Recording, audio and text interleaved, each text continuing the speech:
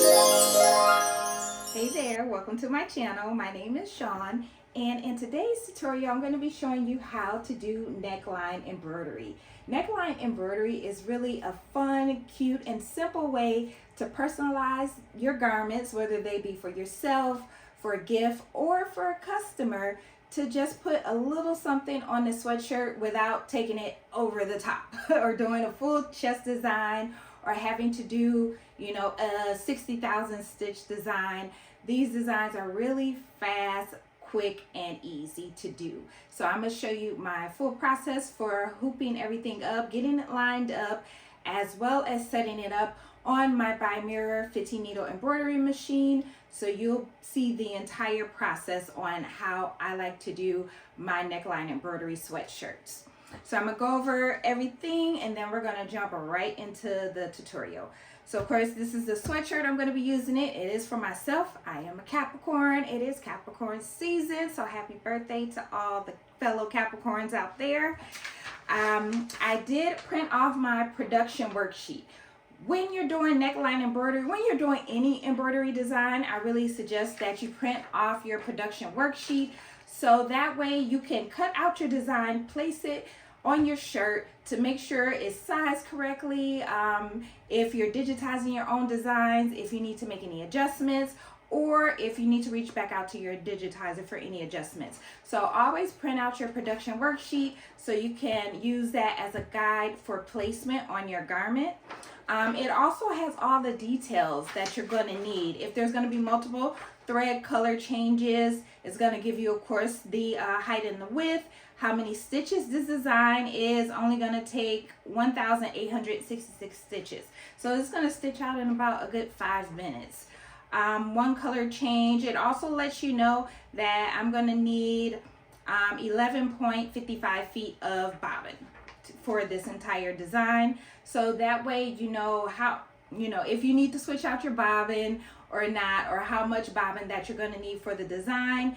And then if there are multiple colors, it will give you a list of the colors on there as well.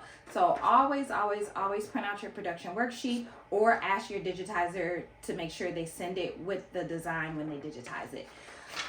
And I have another one that I cut out. And this is actually the one I used this as my guide when I was digitizing the design. I had to go in a few times and kind of adjust the curve of the letters, and so once I got it right, I cut it out and I used this to make sure my placement was good, the size was good, everything like that.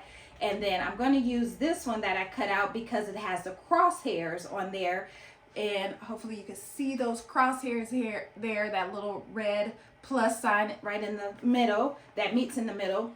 This is what we're going to use as our guide when we go over to hoop everything up, so we can get our placement right, okay? Because I'm going to take this one off and use this one with the crosshairs. We'll be using our 5x5 mighty hoop, and I have a piece of no-show mesh cutaway stabilizer. For sweatshirts, I like to use no-show mesh. For like t-shirts or anything else, I normally like to use a standard, like a 2 ounce or something like that weight standard cutaway stabilizer. And I do get my stabilizers from Richword, so I will have them linked in the description box for you. You'll also need some snips or scissors, snips and scissors, and or a lighter. I normally use my scissors and my lighter to clean up the design afterwards, or you can use snips in place of the lighter. So I'm going to go ahead and move you over to my 5x5 hoop fixture so we can get everything hooped up, get our placement together, and get our shirt on the machine. So let me move you over to my hooping station. All right, so we are at the 5x5 fixture. So I'm going to just put my bottom hoop in there, and if you don't have the 5x5 fixture, you can use the adjustable freestyle fixture and just swap these two out, and you can achieve the same results as far as getting it hooped up. I will have my link in the description box for Mighty Hoops. If you do purchase any hoops or accessories from them, you will get free shipping. All right, so I'm gonna go ahead and get my stabilizer on here. And now we are going to work with our shirt. Now I do, even though I had the heat tape on there, the heat tape tends to move because I am going to be kind of maneuvering and pulling and shifting the shirt. So the heat tape does tend to lift at times. So I did add some painter's tape on there just to make sure I hold that design in place, or that piece of paper in place. And so I'm going to take this here and start to maneuver it onto my fixture. And I really want to line it up with this 0 line, and then the vertical, the center line, I want to meet it right there on 0. So I'm trying to maneuver and work so this point here will be right there. And then you'll be able to use the crosshairs to line up in both directions. And then once you have it on there, you just have to, I like to hold mine in place and start to kind of maneuver everything and get it straight or as smoothed out as possible. Okay, and then I'm going to also use these notches here on the hoop as a guide to make sure that it's going to line up. And I'm not going to put it all the way down. I'm just double checking to see if that looks good. And I'm going to just shift it just a little bit. And then my tape popped up. That's why I like to use the painter's tape. And then we have our design looking like this right here. And so again, I'm gonna do a trace. Now we're gonna go over to the machine, do a trace. I'm gonna remove all the tape and the paper, and then we'll start stitching it out. But you want to make sure, I normally do like 2 or 3 traces just to make sure that I have it lined up where it needs to be. I don't want it stitching on the right on the neckline or on the elastic band part. I want it to stitch just below that. So I just make sure that it is lined up on my machine. Even though I have it hooped where I want it, you have to make sure your machine is correct. So let's go over to the machine. All right, so we are going to go ahead and get that hooped up and just double checking underneath. And that is good for me. And then now I'm going to move you to the screen so you can see how I get everything set up. So I already have my design loaded into the machine. I have my 5x5 hoop selected, and I am ready to go into embroidery mode. So I'm gonna just hit ready and okay. And once you're in embroidery mode, it's gonna say EMB right here on this red button here. So now, of course, I'm going to go ahead, go into trace, and I always like to do select a normal trace, and then I'm going to make sure that I have my placement good and make any adjustments if I need to. So let me turn you over here to the machine so you can see it trace out, and then I'll just hit OK. And it's doing a trace, and that looks good. So let me just trace one more time. I just want to make sure. Okay, so I do need to make some adjustments. So I am just going to move it down a little. And then I also want to move it over a little bit. And then I'm gonna go ahead and do another trace.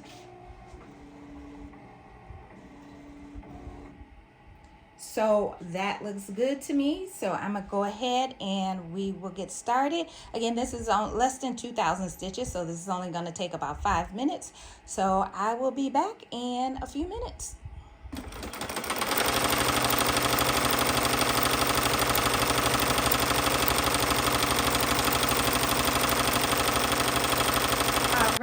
Our sweatshirt has finished stitching out. Again, it only took 5 minutes. That's why I like doing neckline embroidery. It is very, very fast. So I'm gonna go ahead and remove my 5x5 mighty hoop. And y'all, the magnet in this hoop, now all the mighty hoops have very strong magnets, but it's something about this 5x5 that is just like dangerous. Like, make sure you're very careful when you're closing your hoops. And I always like to store mine with the ring on top. That way it makes it easier to take it off when I'm ready to use it versus putting it on how you normally would use it when you're hooping up your garment. That way, again, it just makes it easier to take it off. But yeah, the magnet in this 5x5 mighty hoop is insane. But let's take a look. Looks good to me. And I am going to now go and clean it up. And so I like to use my lighter to get the loose threads, or you can use some snips to get those threads. If you're using a lighter, make sure you're moving back and forth. Don't just hold it in one place. Just move it back and forth over your thread. And I did use Richword's white matte thread for this design. I really am loving the matte thread look.